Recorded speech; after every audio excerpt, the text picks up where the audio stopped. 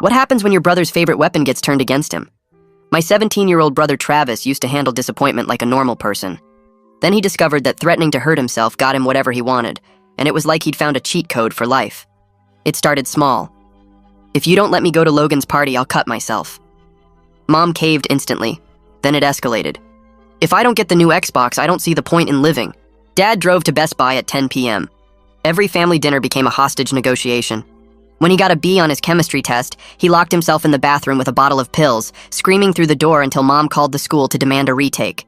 My little sister Grace learned to forge Travis's handwriting perfectly, filling out his worksheets at midnight to remove stressors from his life. Mom developed panic attacks. Dad started sleeping in his car just to escape the constant emotional terrorism. Our house became a prison where Travis was both the warden and the only prisoner that mattered. The breaking point came during Grace's 13th birthday dinner.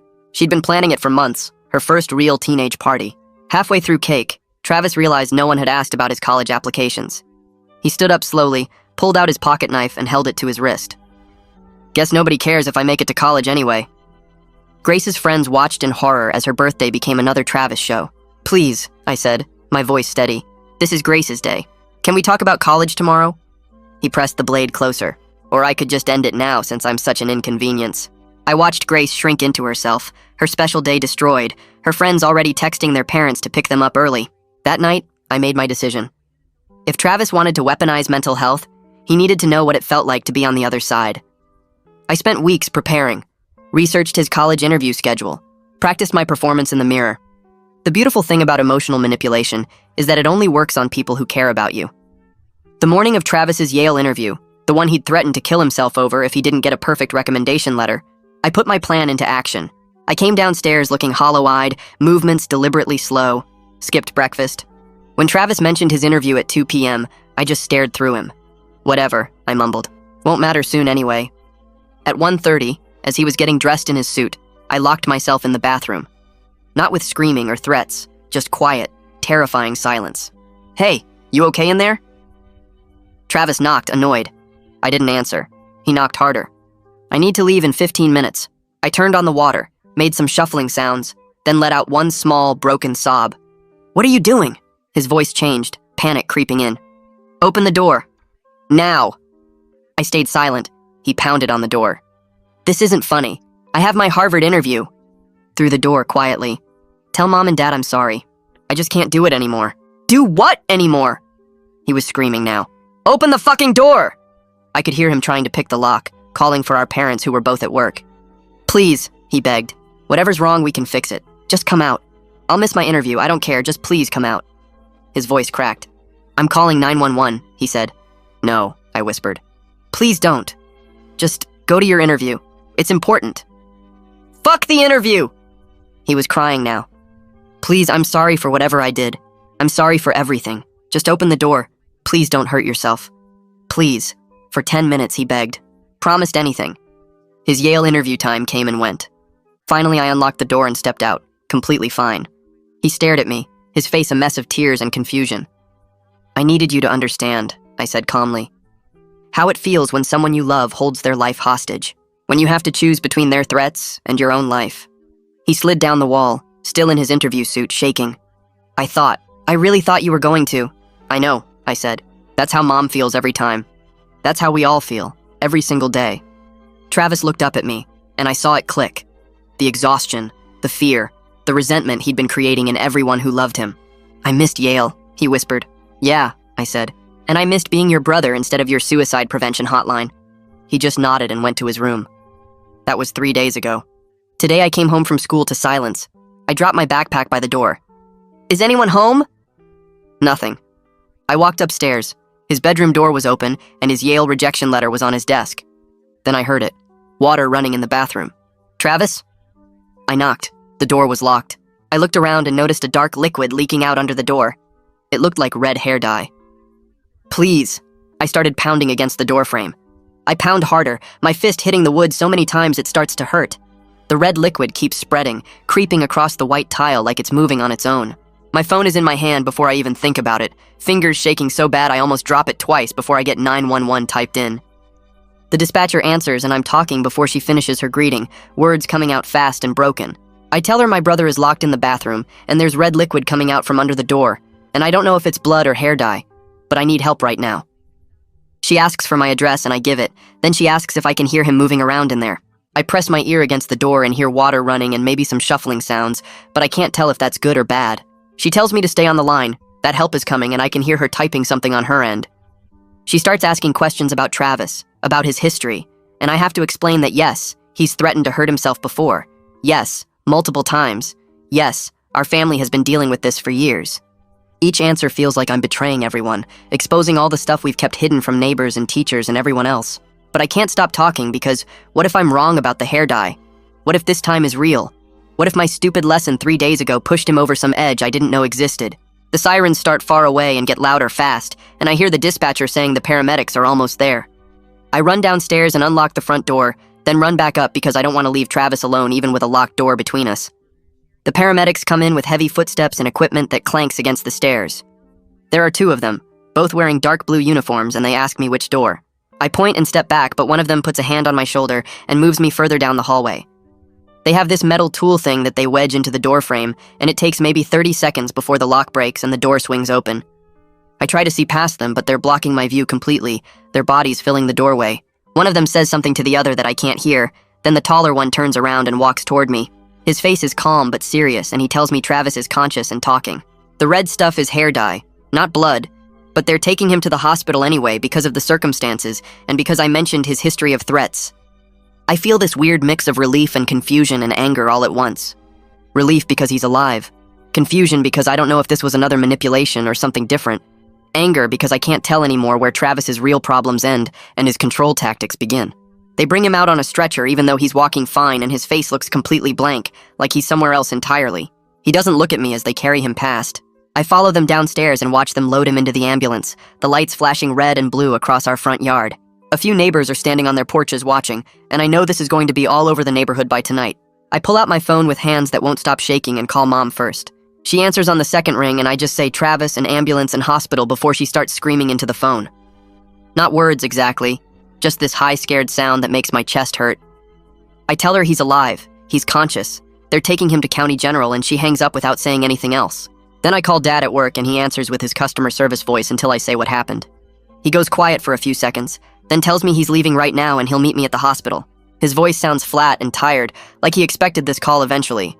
I text Grace at the school because I don't want her to hear about the ambulance from someone else. I type Travis in the hospital. He's alive. Coming home early and send it before I can think too much about what those words will do to her day. Each call feels like I'm setting off bombs in different parts of our family's life, but somebody has to tell them before the school calls, or the neighbors start talking, or the hospital tries to reach our parents. I grab my backpack and my keys and drive to County General, following the route the ambulance took about 10 minutes ahead of me.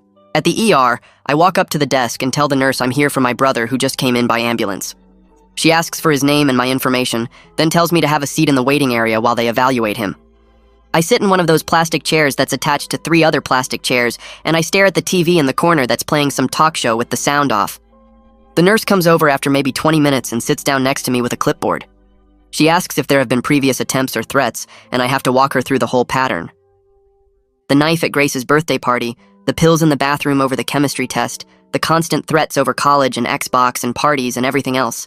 Every word I say feels like I'm accusing myself, like I'm admitting I knew this was coming and did nothing to stop it, or worse, that I made it worse with my bathroom stunt 3 days ago. She writes everything down without judging, just nodding and asking follow-up questions about dates and details.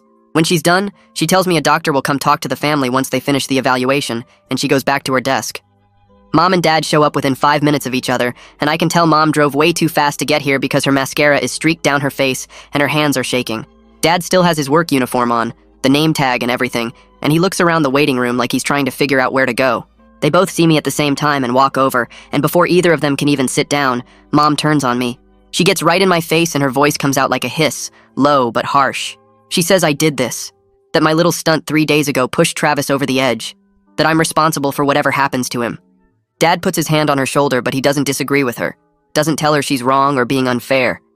He just stands there looking at me with this tired, disappointed expression, and I feel the weight of their blame settle on my shoulders like something physical. Part of me wants to argue, wants to explain that Travis has been doing this for years, and I just tried to show him what it felt like, but another part of me thinks maybe they're right. Maybe I did push him too far. Maybe teaching him a lesson by using his own tactics was the worst thing I could have done. I sit back down and they sit on either side of me, and we all just stare at the TV without really seeing it. A doctor in a white coat comes out about 40 minutes later and calls our last name. We all stand up and he introduces himself as Dr. Gould. He tells us Travis is physically fine, no injuries, no signs of self-harm. The red liquid was definitely hair dye, probably from a bottle Grace had in her bathroom from some school project months ago. But they're keeping him for observation, possibly a 72-hour involuntary hold depending on how the evaluation goes. He uses all these terms like safety planning and crisis intervention and psychiatric assessment, and it all feels suddenly real in a way that Travis's threats never did before. Before it was just our family and our secrets, but now there are professionals and protocols and official procedures. Dr. Gould explains that someone from the psychiatric team will evaluate Travis to determine if he's a danger to himself, and based on that evaluation, they'll decide whether he needs inpatient treatment or if he can go home with a safety plan. He asks if we have questions, and Dad asks how long until we know. And Dr. Gould says probably a few hours. Then he goes back through the double doors, and we're left standing in the waiting room again. I sit back down in the plastic chair, and my brain starts replaying my staged bathroom incident from 3 days ago. I see myself practicing in the mirror, timing the water sounds, planning the exact words to say through the door. I calculated every detail to teach Travis a lesson, to make him feel the fear and helplessness he'd been creating in all of us for years. But now I can't stop thinking about the difference between my performance and whatever happened today. Was Travis trying to manipulate us again? Or did something actually break inside him? Did my lesson push him toward a real crisis? Or was he just copying my tactics to get attention after the Yale rejection? The guilt feels like it's crushing my chest, making it hard to breathe. I keep trying to draw a line between where my responsibility ends and Travis's choices begin, but the line keeps moving and blurring until I can't see it anymore. A guy in khakis and a button-up shirt comes over and introduces himself as Sebastian Winters, the hospital social worker. He sits down with us and starts explaining all these requirements and protocols. He talks about mandatory reporting, which means the hospital has to file a report about Travis's incident with some county agency. He describes safety planning, which involves removing all sharp objects from the house, locking up medications, and setting up supervision schedules. He mentions establishing check-ins with a therapist and possibly a psychiatrist for medication management. He's calm and professional the whole time, like he's explained this exact same thing to hundreds of families before us. But I watch Mom shrink with every word he says. Her shoulders curl forward and her face gets smaller, like she's being told that her parenting failed, and now strangers have to step in to fix it. Dad just nods along, asking practical questions about what needs to happen when, but I can see the defeat in his eyes too. My phone buzzes in my pocket, and I pull it out to see a text from Grace. She says she's at her friend's house and she doesn't want to come to the hospital. She's done being part of the Travis show and she needs everyone to understand that. Her anger comes through even in the short message, and I don't blame her at all. I text back that she's safe to stay away, that someone in this family should get to have a normal evening. I add that I'll let her know when we hear anything important, but she doesn't have to come or call or do anything she doesn't want to do. She sends back a thumbs up emoji and nothing else. I put my phone away and look at Mom and Dad still talking with Sebastian about supervision plans and therapy appointments, and I realize that Grace has already figured out what the rest of us are still learning, that you can love someone and still need distance from them. That supporting family doesn't mean sacrificing everything else, that sometimes the healthiest thing you can do is say no to the crisis and protect your own peace. Sebastian stands up to give us a moment, and I watch Dad pull out his reading glasses from his shirt pocket. Mom leans close and whispers something about college applications and how a psychiatric hold could affect Travis's future, her voice tight with that specific panic she gets when she thinks about what other people will say about our family. Dad doesn't look at her, just asks Sebastian where he needs to sign, and Sebastian points to 3 different spots on the consent forms spread across the small table in the consultation room. Dad's hand shakes as he writes his signature on the first form, the pen making scratchy sounds against the paper, but his jaw is set in a way I haven't seen in years. He's not arguing or negotiating or looking for an escape route to his car, just signing each form methodically while Mom's protests get quieter and quieter until she's just sitting there with her arms wrapped around herself. The third signature takes longer because Dad pauses and reads the whole paragraph about voluntary psychiatric evaluation and potential involuntary hold if the assessment determines Travis is a danger to himself. He signs it anyway and hands the clipboard back to Sebastian, who nods and says, "Someone will come get us when we can see Travis." Mom pulls out her phone and starts texting someone, probably her sister, and I can see her hands trembling as she types. Dad sits down next to me and we don't talk, just exist in this weird space where we're all processing that we just officially put Travis in the mental health system instead of handling it ourselves like we always have before. 20 minutes later, a nurse with a badge that says Kelly comes to get me, explaining that Travis asked to see me first and they're allowing brief family visits in the observation area. I follow her down a hallway that smells like disinfectant and anxiety, past other rooms with closed doors and the occasional sound of someone crying or talking loudly.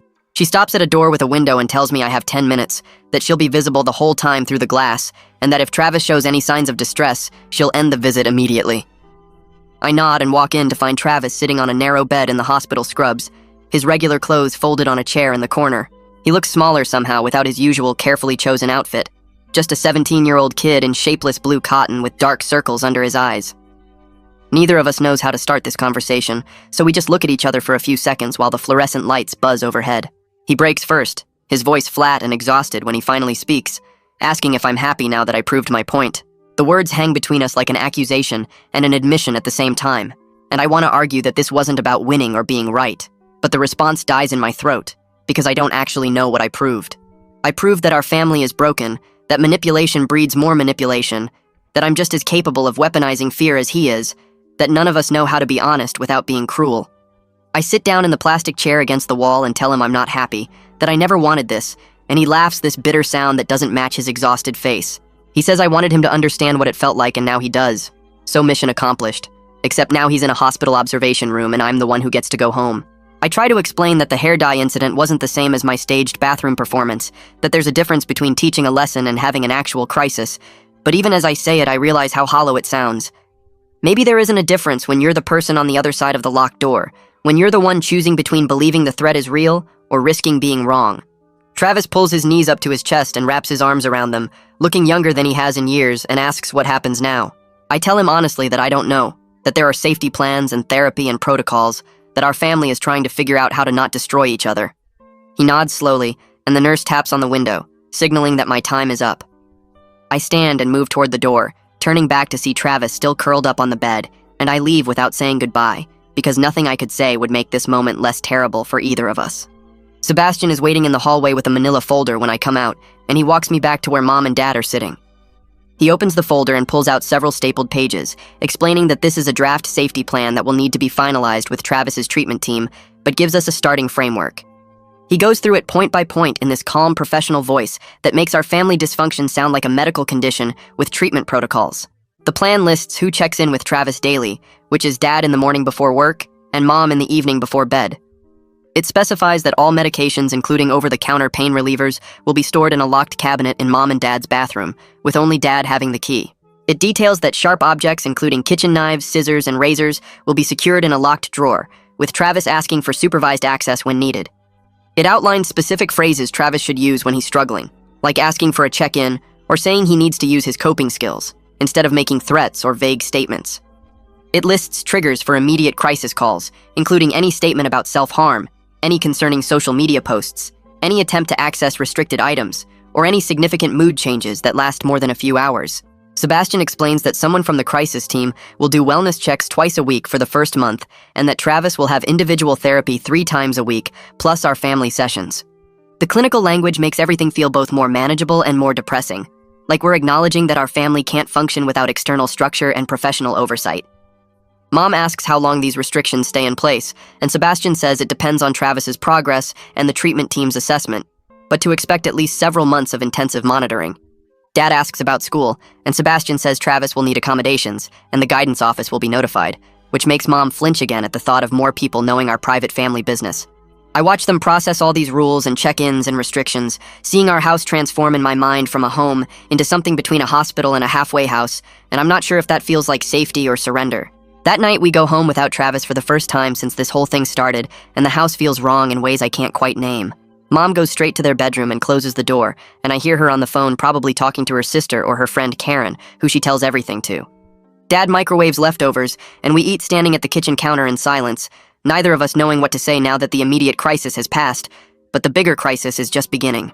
After dinner, I go upstairs and pass Travis's open bedroom door, seeing his Yale rejection letter still on his desk next to his laptop and a half-empty water bottle.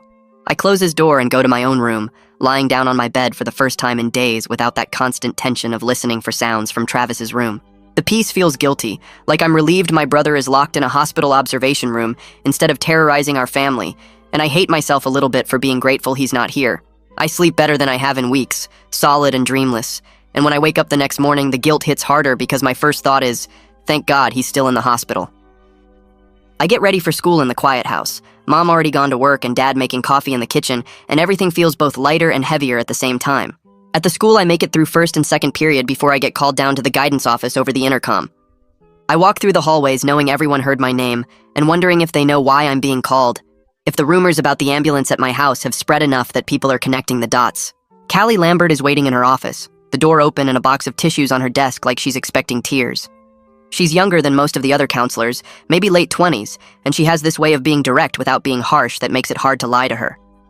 She asks me to close the door and sit down, then explains that the hospital reported Travis's incident as required by law and that she wanted to check in with me.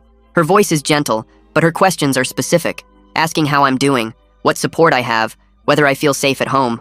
I tell her I'm fine, and our family is handling it, the automatic response I've perfected over years of hiding our dysfunction.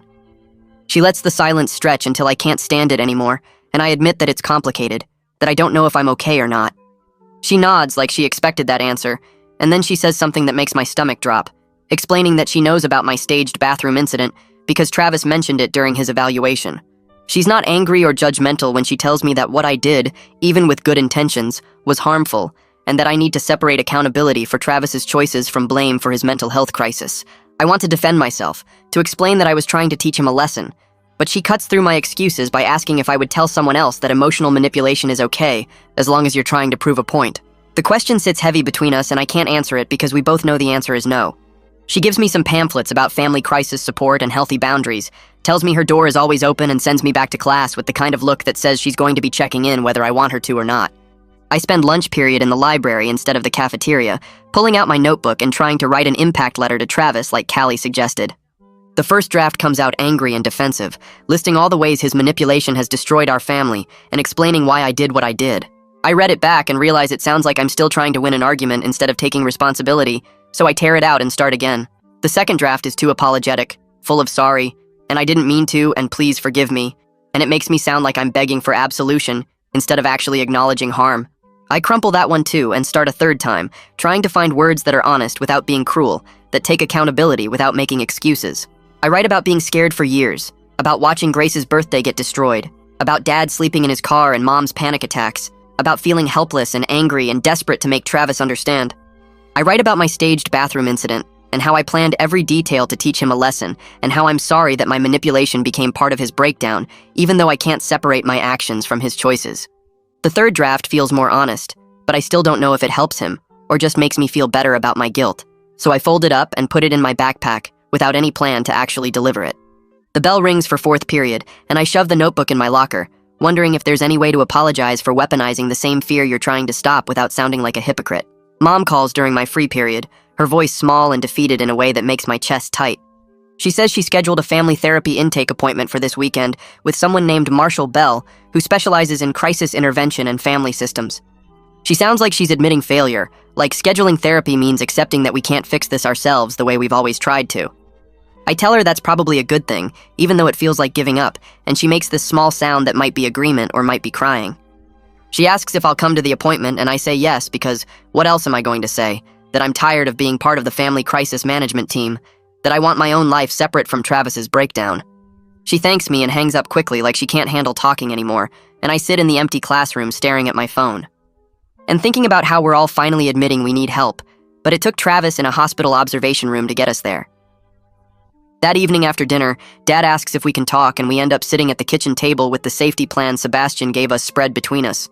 Dad looks older than he did even a week ago, new lines around his eyes and gray in his stubble that I don't remember seeing before. He tells me something I never expected to hear, admitting that sleeping in the car wasn't just about escaping Travis's threats, but about his own fear that he'd snap and say something unforgivable.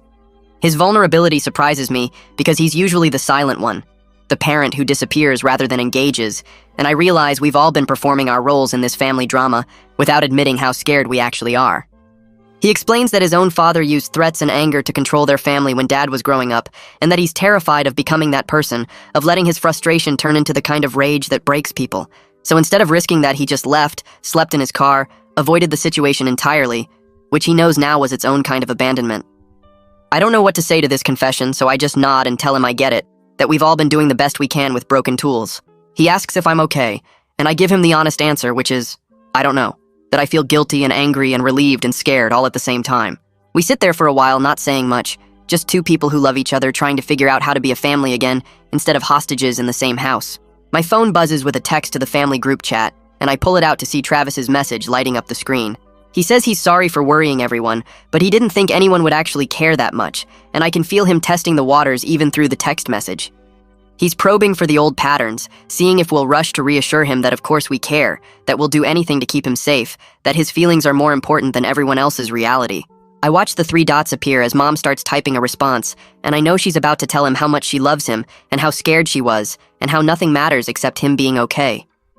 It's the same script we've followed for years, the immediate emotional response that tells Travis his manipulation works, that threatening self-harm gets him the attention and reassurance he wants. I type out my response before Mom can send hers, keeping it simple and boundaried the way Sebastian said we should. I tell Travis I'm glad he's getting help, and we'll talk more when he comes home. Nothing about how scared I was or how much I care or any of the emotional hooks he's fishing for. I hit send and watch Mom's typing indicator stop, see her look at her phone and then reach for it to call Travis privately like she always does. Dad's hand moves faster than I expect, gently taking her phone and reminding her that the social worker said to keep communication consistent and not get pulled into individual reassurance cycles. Mom looks at him with this expression of hurt and confusion, like he's being cruel by stopping her from comforting her son. But Dad holds firm and reminds her that responding to tests and manipulation is what got us here in the first place. She pulls her hand back slowly, and I watch her wrestle with the urge to fix and comfort and make everything okay, the same urge that's enabled Travis's threats for years. The family group chat stays quiet after my message. No flood of I love yous or reassurances, just my boundaried response sitting there like a new rule we're all learning to follow. My phone buzzes again and I pull it out expecting another family group message, but it's a separate text from Penelope Grace. She says she's not visiting Travis in the hospital and doesn't want anyone to make her feel bad about it, that she needs space from the constant Travis emergency mode. I read it twice and feel relieved that at least one person in this family is setting boundaries instead of rushing to fix everything. I text back that it's completely fair and she doesn't owe anyone forgiveness or support right now, that taking care of herself matters more than performing family unity. She sends back a heart emoji and the words "thank you for getting it," and I save the message because it feels like proof that someone understands we can't keep sacrificing ourselves on the altar of Travis's crises. Mom glances at my phone and asks if that was Grace, and I tell her yes, that Grace is staying with her friend tonight and needs some space. Mom's face crumples and she reaches for her phone to call Grace directly, but Dad intercepts her hand again and reminds her that pushing Grace right now will only make things worse. The next morning we get a call from the hospital saying there's a family meeting with Travis's treatment team at 2 o'clock and everyone needs to be there. Mom spends the entire morning cleaning the house like the therapists are going to inspect our home, scrubbing counters and folding laundry with jerky movements that show how close she is to breaking. Dad takes a half day off work and picks me up from the school early, both of us silent in the car as we drive to the hospital. We meet Sebastian in the hallway outside the conference room, and he explains that the treatment team wants to go over Travis's discharge plan and safety protocols before he comes home. Mom nods along, but I can see her hands shaking as she grips her purse. The meeting starts with introductions, and the psychiatrist explains Travis's diagnosis and medication plan using terms like adjustment disorder and safety contract that make everything sound clinical and manageable. Mom sits perfectly still listening to every word until the social worker starts talking about the history of threats and manipulation patterns in our family. That's when she breaks. Her breathing gets fast and shallow, and she starts crying that she failed as a mother and should have seen this coming, that she enabled Travis's behavior because she was too scared to set boundaries. The nurse quickly helps her sit down and brings a paper bag for her to breathe into while Dad and I watch helplessly from across the table. I realize Mom's been holding herself together with willpower and denial that's finally cracking under the weight of professional scrutiny.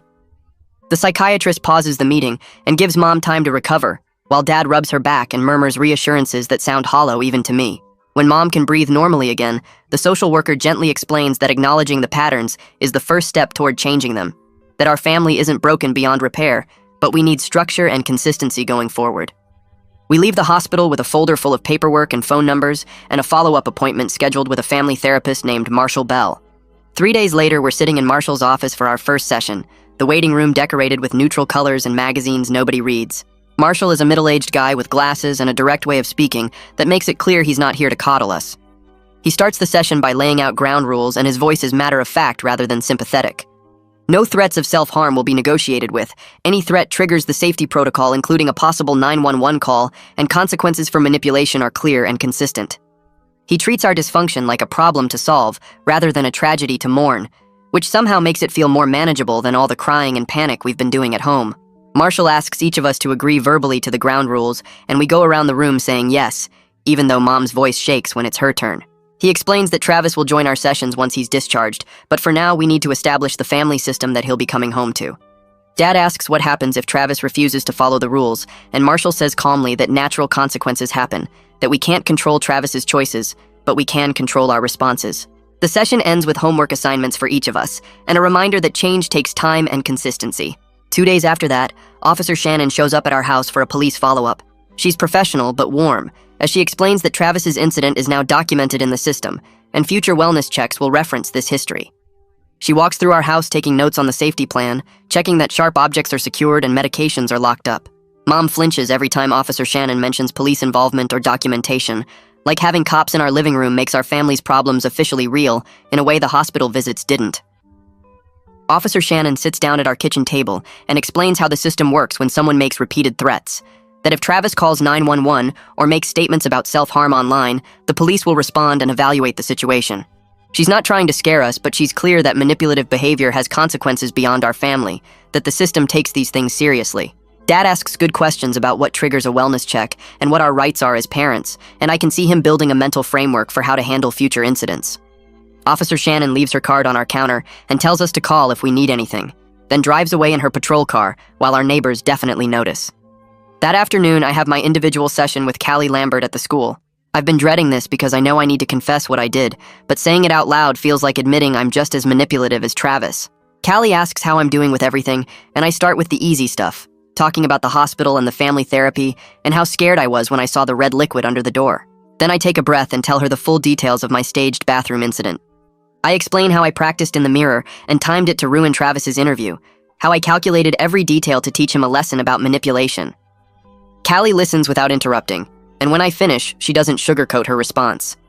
She explains that I modeled exactly the manipulation I was trying to stop, that I used the same tactics Travis uses and hurt him the same way he's been hurting us.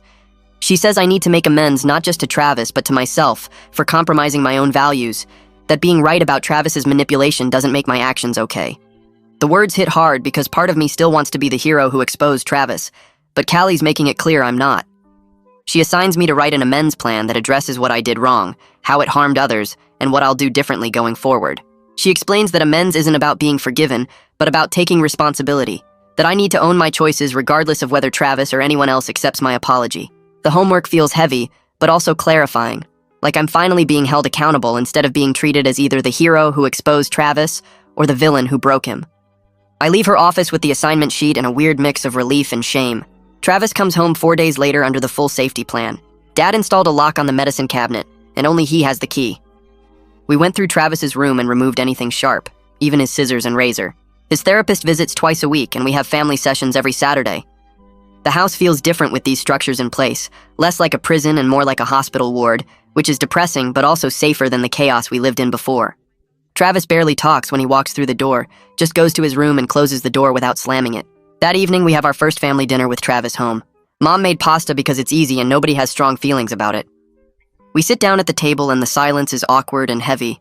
Everyone hyper-aware of the new rules and afraid to say anything that might trigger a crisis. I pass the salad bowl and Travis takes some without looking at me. Dad asks about everyone's day using his careful voice, and we give brief answers that don't mention Yale or college or the bathroom incident. The heavy quiet feels both peaceful and suffocating, like we're all holding our breath waiting for something to explode. We finish eating and start clearing plates when Travis makes a comment about his homework. He says he doesn't see the point of the assignment his teacher gave him, and the words hang in the air for a second. Mom immediately reaches for her phone to call Marshall per the safety protocol we agreed to. Travis backpedals quickly and says he just meant the assignment was boring, that he wasn't making a threat. I watch him realize that the old patterns won't work anymore when we follow the system, instead of our fear. Mom puts her phone down but keeps it in her hand and asks Travis to clarify what he meant. He explains the actual homework and why it seems pointless, and his voice is normal, not loaded with hidden meaning. Dad listens and then enforces the consequence we agreed to in therapy. He tells Travis calmly that veiled threats mean he loses phone privileges for 24 hours and has increased check-ins, that even though Travis clarified his meaning, the comment crossed a line. To everyone's surprise, Travis accepts it without escalation. He hands over his phone and nods and goes back to his room. The boundary holds and I see something shift in Dad's posture, like he's remembering how to be a parent instead of a hostage negotiator. Our next family session happened on Saturday morning, all of us sitting in Marshall's office with the same uncomfortable chairs and the same box of tissues on the side table. Marshall started by asking if anyone had thoughts about the week, and for a long minute nobody said anything. Then Penelope Grace shifted in her seat and cleared her throat, her hands gripping the armrests so tight her knuckles went white. She looked at Marshall instead of at any of us and started talking about her birthday, how she'd planned it for months and picked out specific decorations and invited friends she really wanted to celebrate with. Her voice shook, but she kept going, describing how Travis stood up with the knife and how her friends' faces changed from happy to scared in seconds. She said she felt invisible in our family, like the only time anyone noticed her was when she was helping with the Travis crisis or staying quiet so she wouldn't add stress. She told Marshall she wanted her life back, that she was tired of being the good kid who never caused problems because there was always a Travis emergency taking up all the oxygen in the house. Marshall nodded and validated everything she said, asking her to say more about what she needed, and Travis stared at the floor the whole time with his jaw clenched. When Penelope Grace finished talking, the silence felt heavy and awful, and I realized I'd never actually heard her say any of this out loud before, even though we all knew it. Marshall thanked her for her honesty and asked Travis if he wanted to respond, but Travis just shook his head and kept looking down. The session ended with Marshall giving us homework about identifying our individual needs versus family needs, and we walked out to the parking lot without talking. I caught up with Penelope Grace before she got in the car and asked if we could talk for a minute. She stopped and turned around, her arms crossed over her chest like she was protecting herself. I told her I was sorry that my staged bathroom incident added another layer of Travis drama to her already destroyed birthday, that I'd been so focused on teaching Travis a lesson that I didn't think about how it would affect her. I said I knew I'd made things worse by fighting his manipulation with more manipulation, and that I was genuinely sorry. She looked at me for a second, and then stepped forward and hugged me, which I wasn't expecting. When she pulled back, she said she knew I was trying to help, and she understood why I did it, but that our whole family needed to stop using Travis's tactics against each other and actually deal with the real problems. She said it with this clear, direct voice that made her sound way older than 13, and I felt both proud of her for being so smart about it and ashamed that a middle schooler had better boundaries than I did. We got in the car and Mom asked if everything was okay, and Penelope Grace just said yes and put in her earbuds for the drive home. Monday at the school felt like walking through a minefield of whispers and stares. The ambulance at our house had been visible enough that neighbors noticed, and apparently someone's older sibling knew someone in my grade. So by lunch, the rumors were spreading. People asked if my brother was okay, if it was drugs, if someone died, and I kept my head down and said I didn't want to talk about it. Some kids respected that and backed off immediately. Others kept pushing with questions disguised as concern, wanting details they could turn into gossip. I ate lunch in the library and avoided the cafeteria entirely. My friend Jason texted me asking if I needed anything and said he was around if I wanted to talk but wouldn't push, which made me grateful for friends who understood boundaries. Walking through the halls felt like wearing my family's dysfunction as a visible scar that everyone could see and point at. I got through the day by focusing on homework and assignments, letting schoolwork be the one normal thing I could control. By the time the final bell rang, I was exhausted from holding everything together and just wanted to go home and hide in my room. That week, Dad started coming home for dinner every night instead of working late or sleeping in his car. The first night he showed up at 6, I actually checked the calendar to see if I'd forgotten about some special occasion. He helped Mom set the table and asked about everyone's homework, like it was the most normal thing in the world. After we ate, he stayed and helped with dishes, standing at the sink next to Mom while they talked about boring parent stuff like grocery lists and bills. It felt revolutionary after years of him ghosting his own family to avoid Travis's threats and tantrums. He kept it up all week, showing up for dinner and asking questions and being present even when it was uncomfortable. One night, Travis made a comment about how Dad must have gotten tired of his car seat, and Dad just said calmly that he was choosing to be home because that's where he needed to be. The small change shifted something in the house, like we were all realizing that showing up consistently mattered more than grand gestures or dramatic apologies. The official Yale rejection letter came in the mail on a Thursday, the envelope thin and obviously bad news before anyone even opened it. Travis got home from the school and saw it on the kitchen table where Mom had left it. All of us coincidentally in the kitchen when he picked it up. He opened it slowly and read the letter, his face going through grief and rage in the span of seconds. We could see him trying to contain it, his jaw working and his hands shaking as he crumpled the letter into a ball. He stood there for a minute like he might say something or throw something, and then he just turned and walked upstairs to his room. Mom started to follow him, but Dad put a hand on her arm and shook his head. We let him have space to feel his feelings without rushing to fix them or minimize the disappointment. Marshall had told us this was important, letting Travis learn to sit with hard emotions without turning them into weapons or demands for rescue. It felt wrong to just stand there and not do anything, but we stayed in the kitchen and gave him the room to be upset on his own. I found Travis crying in his room about an hour later, sitting on his bed with his face in his hands. I knocked on the open door and he looked up, his eyes red and his face wet. Every instinct I had wanted to apologize again or try to fix how he felt, but I made myself just sit down on the floor near his bed instead. We sat there for a few minutes in silence, him crying quietly, and me just being present without trying to make it better.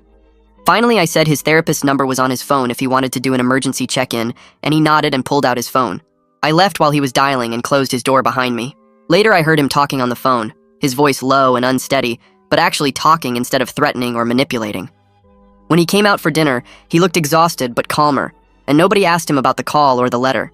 It felt like a tiny step toward him building real coping skills instead of control tactics. The following week, Travis skipped his individual therapy session and claimed he forgot when Dad asked about it. Dad looked at Mom, and then back at Travis, and said that missing therapy meant losing gaming privileges for 3 days, per the consequences we all agreed to. Travis's face went red, and he started arguing that he genuinely forgot, and it wasn't fair to punish him for an honest mistake. Dad stayed calm and said the consequence wasn't about punishment, but about accountability, and that if Travis wanted to change the system, we could discuss it in family therapy. But for now, the rule stood. Travis stomped off to his room and slammed the door, and I waited for Dad to cave or for Mom to interfere, but neither of them moved. Dad went upstairs an hour later and collected Travis's gaming console and controllers without discussion. Travis was furious and sullen for the next 3 days, barely speaking at meals and radiating resentment. But the consequence held, and I watched our parents actually follow through even though it would have been easier to let it slide and avoid the conflict. Mom announced at dinner one night that she'd started her own individual therapy, and her doctor had prescribed medication for her panic attacks. She said it quietly, like she was ashamed, and explained that she'd been struggling for years and needed help managing her anxiety. Dad reached over and squeezed her hand, and Penelope Grace said she was proud of Mom for taking care of herself. Mom's eyes filled with tears, and she said she should have done it sooner, that she'd let her fear control too much of how she parented. Her honesty gave the rest of us permission to admit we were all dealing with our own stuff from the years of emotional hostage situations. I said I'd been having trouble sleeping and kept replaying the bathroom incident in my head. Penelope Grace said she had nightmares about Travis's knife at her birthday party. Dad admitted he still felt the urge to leave when things got tense. We sat there acknowledging our shared hurt, and it felt both horrible and relieving to say it all out loud. Travis had a genuine panic attack one evening over a college essay draft, his breathing getting fast and ragged while he stared at his laptop. His hands started shaking, and he made this small gasping sound, and instead of threatening to hurt himself, he called out for Dad. Dad came into the living room and saw what was happening and sat down next to Travis on the couch. He asked Travis to breathe with him, and they did the exercises from therapy together, Dad counting slowly while Travis tried to match his breathing. Mom got the safety plan from the fridge, and we all followed the steps calmly, checking if Travis needed his emergency contact or if this was something we could manage at home. The panic attack passed after about 15 minutes without any threats or manipulation, just a scared kid learning to ask for help without weaponizing his fear. Travis apologized afterward for freaking out, and Dad said there was nothing to apologize for, that asking for support was exactly what he should do. We all went back to what we were doing, and the crisis felt manageable instead of catastrophic. In our next family therapy session, Marshall asked Travis what was underneath all the threats and manipulation, what he was really afraid of. Travis was quiet for a long time, and then said he was scared of being ordinary, of not being special or successful or standing out in any way. He said threatening to hurt himself made him feel like he had control when everything else in his life felt messy and unpredictable. He described how college applications and grades and expectations all pressed down on him until he couldn't breathe, and the threats became a way to make the pressure stop. Marshall listened and then helped him identify the fear as separate from the behavior, explaining that feeling scared of failure was normal, but using self-harm threats to cope with that fear was the problem. I watched Travis talk about his terror of being average and saw him as vulnerable instead of calculating for the first time in years. He looked small and tired sitting in the therapy chair, and I realized he'd been just as trapped by his manipulation as the rest of us were. Marshall gave him homework about identifying other ways to feel in control that didn't involve hurting himself or scaring his family, and Travis actually wrote it down instead of dismissing it. Dad cleared his throat and looked at Marshall, then down at his hands. He started talking about his own father, how Grandpa used to lock himself in the garage with the car running whenever he didn't get his way, how Dad grew up checking on his father multiple times a day to make sure he was still alive. He described finding his father passed out drunk with pill bottles nearby at age 12, being told it was his fault for not being a good enough son. Dad's voice got quiet as he explained he'd spent his whole adult life terrified of becoming his father, while also having no idea how to parent differently because threats and fear were the only language he knew. Mom reached over and took Dad's hand, and I saw her crying silently. Marshall listened without interrupting, then reframed it as a pattern that got passed down but could be broken, saying we were choosing to end the cycle right now in this room instead of passing it to another generation. He said Dad's awareness of the pattern was actually the tool we needed to stop it, that knowing the history meant we could write a different future. Travis looked at Dad with something like understanding, maybe realizing for the first time that our family's dysfunction went deeper than just his manipulation. Marshall pulled out a stack of papers and explained the homework for this week. He wanted us to create what he called a no-threat contract, a written agreement where everyone in the family signed off on how we'd handle Travis's mental health without enabling manipulation.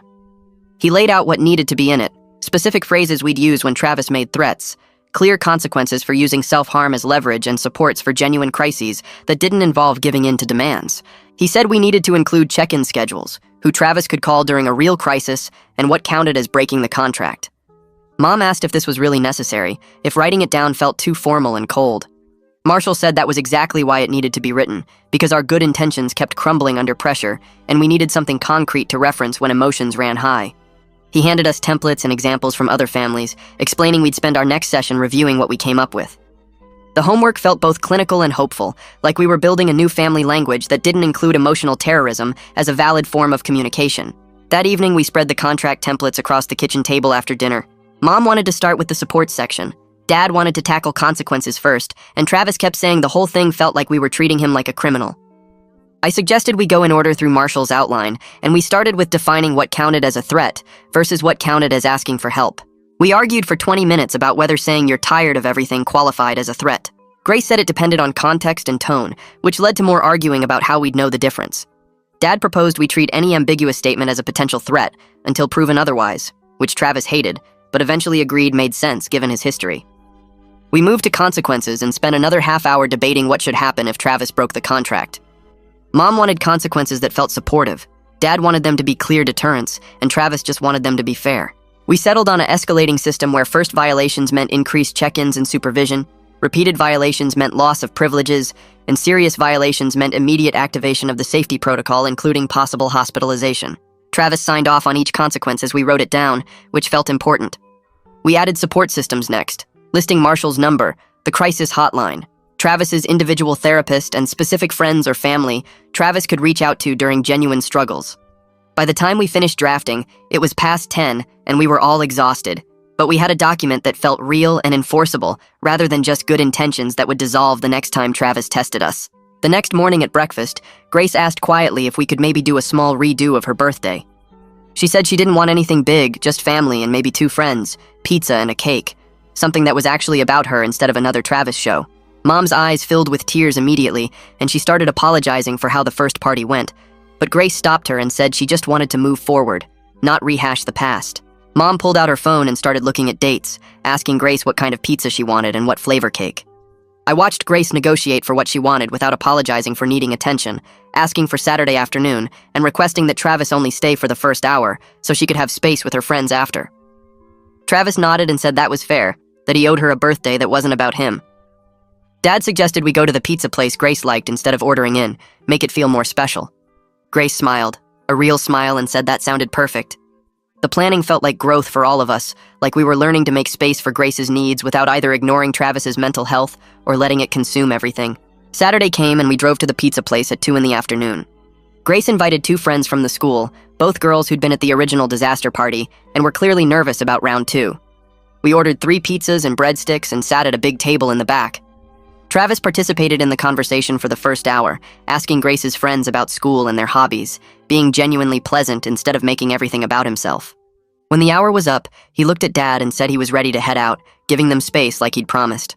Dad drove Travis home while Mom and I stayed with Grace and her friends. We ordered the cake, a small chocolate one with purple frosting that Grace had picked out earlier in the week. When they brought it to the table with candles lit, Grace's face just glowed.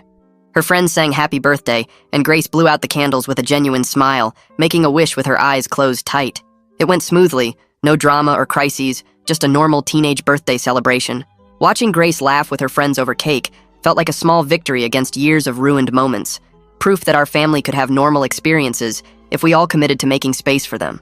A few days later, Travis came downstairs looking upset, holding his phone.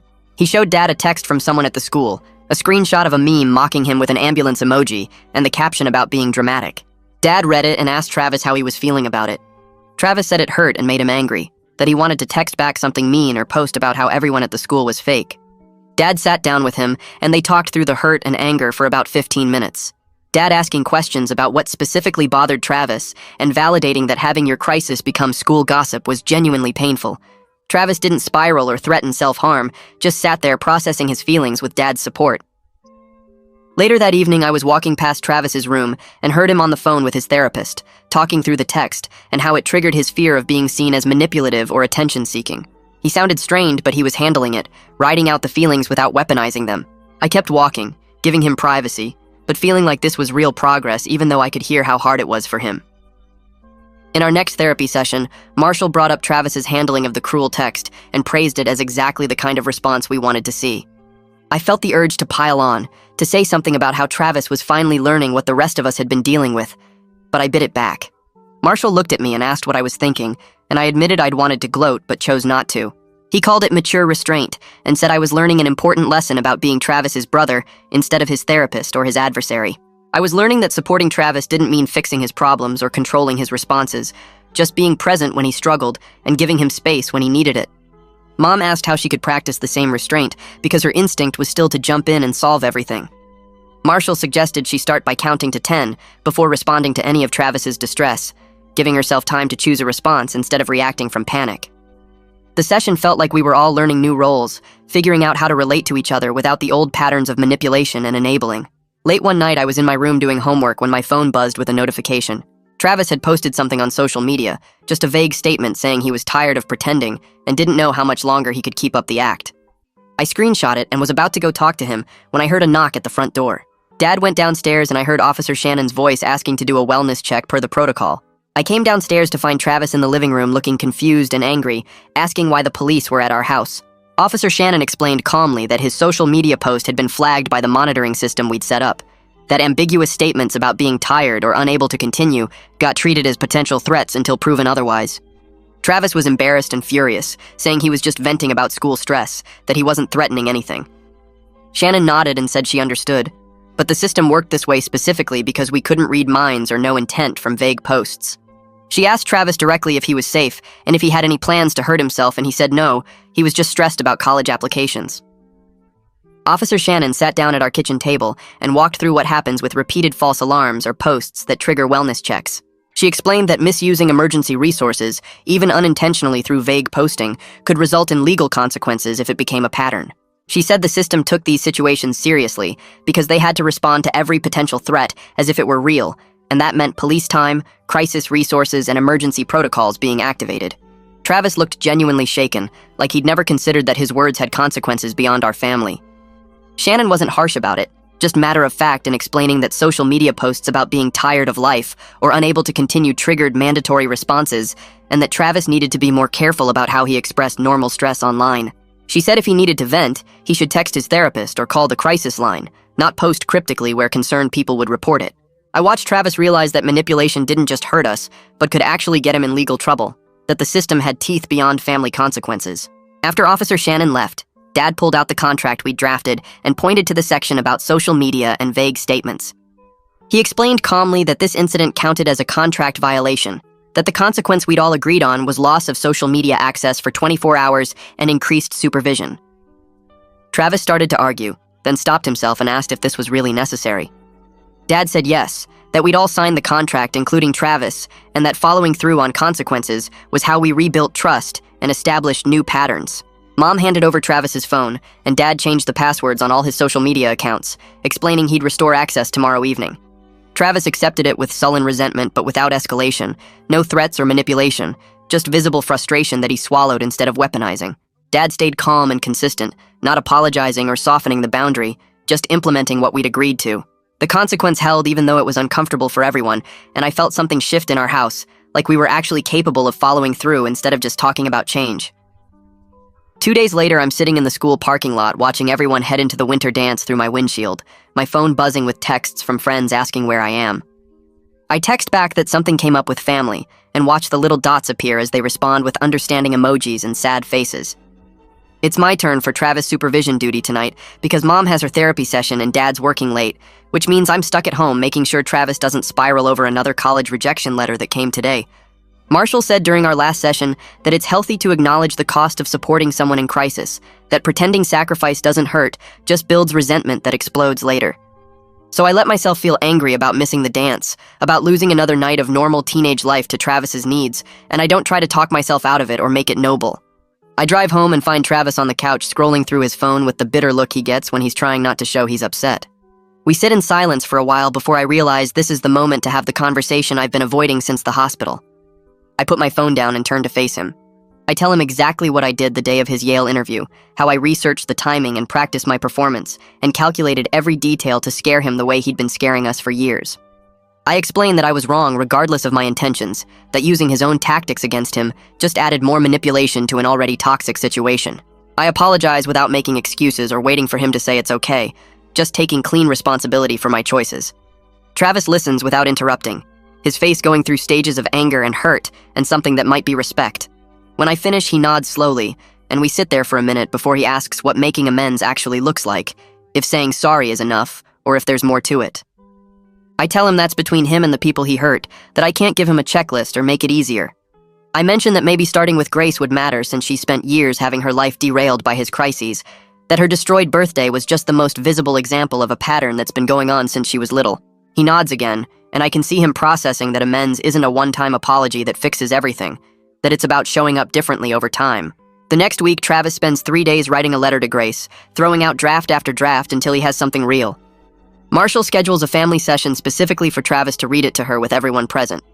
We sit in Marshall's office in our usual spots, and Travis pulls out the letter with shaking hands. He reads slowly, his voice cracking as he acknowledges how his threats ruined her birthday and made her feel invisible, how he turned every family moment into a crisis about himself. He lists specific examples going back years and takes responsibility without making it about his mental health or college stress. Grace listens with her arms crossed, her face carefully neutral. When he finishes, she thanks him for the apology, but says she's not ready to forgive yet, that she needs to see him act differently over time before she can trust him again. Marshall supports her boundary completely, while also validating Travis's effort, explaining that accountability doesn't come with guaranteed forgiveness. Travis accepts this with visible disappointment, but no manipulation, just nodding and folding up the letter. That same week, Mom and Dad start their own couples counseling with a different therapist to work on their parenting partnership. They come home from their first session looking exhausted, the kind of tired that comes from honest conversation instead of avoiding hard topics. Dad mentions over dinner that they're learning how they've enabled Travis by splitting into good cop and bad cop roles, how Mom's panic and Dad's escape fed into the cycle. They're working on presenting a united front and supporting each other instead of letting Travis divide them. The change shows up in small ways, like Dad backing up Mom's boundaries instead of undermining them, and Mom checking with Dad before making decisions about Travis's schedule. 2 weeks later, we do a proper redo of Grace's birthday. Nothing elaborate, just dinner at her favorite restaurant and a movie after. Travis comes to the dinner portion and actually participates in singing Happy Birthday, making an effort to be present without making it about himself. Then Dad takes him home to give Grace space for the movie with her friends. It's not perfect, and there's still awkwardness, but Grace gets to be the center of attention without crisis or drama interrupting. She thanks everyone afterward with real happiness in her voice, not the forced gratitude she used to perform when trying to keep peace. Travis meets with his guidance counselor the following week to talk about college options that aren't Ivy League. He comes home looking less devastated than I expected, actually kind of thoughtful. He mentions a program at the state university that focuses on environmental science, something that sounds genuinely interesting to him rather than just prestigious. I watch him start to separate his worth from external validation, to consider what he actually wants instead of what would look best. It's a small shift, but it feels significant. At our next family therapy session, Marshall announces a step-down plan. We'll move from weekly sessions to monthly check-ins starting next month, though the crisis protocol and safety plan stay active forever. The plan feels like progress and also like a reminder that we're managing a chronic situation rather than curing it. Marshall says this is realistic and healthy, that expecting Travis to never struggle again sets everyone up for failure. What matters is having systems in place for when struggles happen. I start working on my own college applications with clearer boundaries about distance. I'm looking at schools within 2 hours of home, close enough to help if there's a real emergency, but far enough that I'm not the first call for every Travis supervision shift. I sit down with Mom and Dad to talk about what my leaving will mean for the family system, how they'll need to maintain the structures we've built without making me responsible for holding everything together. They promise to hire a backup supervisor and keep the therapy appointments consistent. It's a hard conversation, but a necessary one. One morning a few weeks later, we're all at breakfast and it feels almost normal. Grace and Travis bicker about who ate the last bagel. Dad makes a terrible joke about the weather forecast. Mom reminds everyone about dentist appointments. There are no threats or crises, just ordinary family awkwardness and minor annoyances. The mundane peace feels precious after years of walking on eggshells, like we've earned the right to be boring. I catch Dad's eye across the table, and he gives me a small nod, acknowledging that we're still here, still trying, still making it work one ordinary morning at a time. That Thursday night, Travis and I end up on the couch watching some dumb comedy special because nothing else is on, and we're both too tired to go upstairs. The comedian makes a joke about families being like hostages who develop sympathy for their captors, and we both laugh at the exact same moment. It's not a polite laugh or a careful one, just genuine stupid humor that catches us both off guard. Travis glances at me, and I catch his eye, and for maybe 2 minutes we're just brothers watching TV and cracking up at the same ridiculous bit. The moment doesn't last because nothing does anymore. He gets up to grab water, and the careful distance slides back between us like it always does. But sitting there alone on the couch after he leaves, I realize that underneath all the therapy and safety plans and consequences, there's still something worth keeping. We're not fixed, and maybe we never will be, but we're not completely broken either. The next morning, Dad catches me before school and suggests we do a final systems check together. We walk through the house like we're doing a fire drill. He shows me the guidance counselor's direct number saved in his phone with a star next to it. The crisis hotline numbers are posted on the inside of the kitchen cabinet where anyone can see them, but they're not screaming at visitors. We check the medication cabinet in the hallway, and it's still locked with only Dad having the key. He opens it to show me Travis's prescriptions are organized by day, with a chart tracking when doses get taken. The sharp objects inventory is in a locked drawer in the garage, everything from kitchen knives to box cutters accounted for and secured. We end in the kitchen where the family contract hangs on the fridge under a magnet, all our signatures visible, including Travis's slightly messy one at the bottom. Dad runs his finger down the list of agreed responses and consequences, like he's memorizing them again. Everything is in place not because we think Travis will have another crisis tomorrow, but because we learned the hard way that hope needs structure. I feel something close to confidence looking at these systems we built, this framework that holds us all accountable. It's not perfect and it won't prevent every problem, but it's real, and it's there. That night, I pull out my journal and write that our house used to be a prison, where Travis was both the warden and the only prisoner that mattered. Now, it's not a prison, but it's not exactly free either. It's just a place with rules and consequences and people trying their best to be honest, instead of playing games with each other's fear. We're all still learning how to do this. Mom still gets anxious when Travis is quiet too long. Dad still checks the bathroom lock sometimes when Travis is in there. Grace still keeps her distance and guards her space. Travis still struggles with disappointment and has days where everything feels impossible. But the terror that used to fill every room has been replaced with something different. Structure. Small moments of real connection. Honesty instead of manipulation. It's not a fairy tale ending where everyone's healed and happy. It's just real hard work towards something better than what we had. Progress instead of perfection. And sitting here writing this, I think that might actually be enough. And that's the full breakdown. I try to keep every story short but useful, something you can actually take with you. If it gave you even one new idea, then it did its job. Subscribe so you don't miss the next one.